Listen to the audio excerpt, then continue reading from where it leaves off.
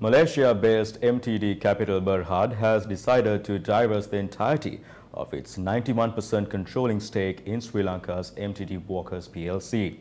The investment is being made to a Sri Lankan family-owned company for between $8 to 10 million. Now here's the latest on this. The buyer, according to the Ceylon Today newspaper, is Anunine Holdings, led by Deshamanya Anurath Aberatna and his family. The transaction is set to conclude within the next few weeks. Anunine Holdings have already completed their due diligence work. The Ceylon Today noted that the company already completed 90% of the deal. Anunine Holdings say that they will be treating all the MTD Walkers creditors and debtors equally and promise to settle all MTD Walkers liabilities within a stipulated period.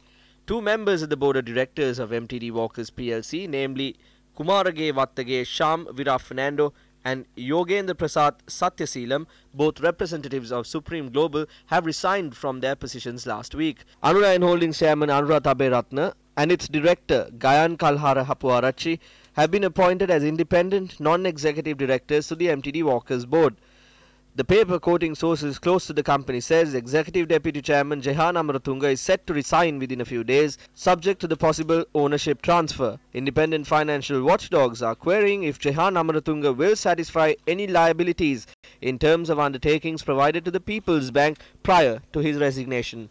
Meanwhile, several local banks sought injunctions against MTD Walkers PLC on the 6th of February 2019 over the recovery of loans. Published accounts reveal the existence of liabilities in the region of 18 billion rupees. The sale price of $8 million USD is clearly inadequate to settle all liabilities. At the same time, it should be noted that MTD Walkers PLC claims employment of over 4,000 persons, and in this context, it is hoped that statutory dues to the EPF and ETF have been paid according to legal obligations.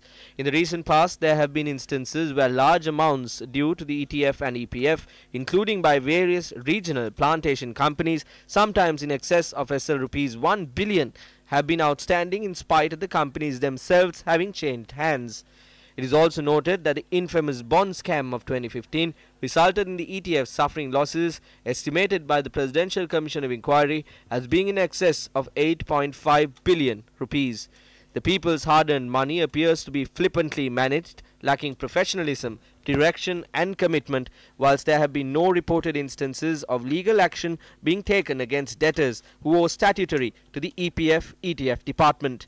Foreign investors who make their way to Sri Lanka are clearly advised of the unambiguous nature of the legal requirements that are placed upon employers when it comes to meeting obligations to employee benefits, and the EPF-ETF is precisely pointed out.